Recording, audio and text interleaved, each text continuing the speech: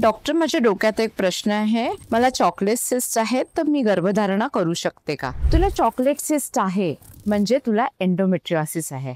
Chocolate सिस्टमध्ये गर्भाशयाच्या जे आतलं अस्तर असतं, ज्याला आपण एंडोमेट्रियम म्हणतो, ते आपल्या ओव्हरीत असतं. आणि दर महिन्याला जसं आपल्याला ब्लिडिंग होतं, तसं त्या ओव्हरीत पण ब्लिडिंग होत असतं. त्याला आपण चॉकलेट सिस्ट म्हणतो. जर चॉकलेट सिस्ट असूनही आपल्याला प्रेग्नन्सी झाली, तर सोन्याहून पिवळं.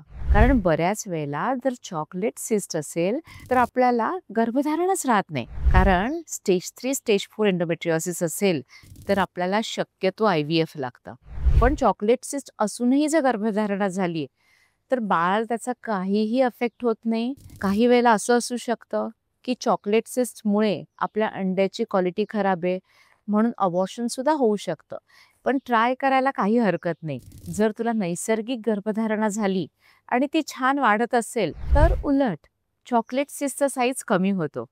कारण दर महिन्याला जे ब्लिडिंग होत असतं ते प्रेग्नन्सीत होणार नाही. त्यामुळे चॉकलेट सिस्टमध्ये सुद्धा ब्लिडिंग होणार नाही आणि इनफॅक्ट चॉकलेट सिस्ट छोटी होऊन जाईल.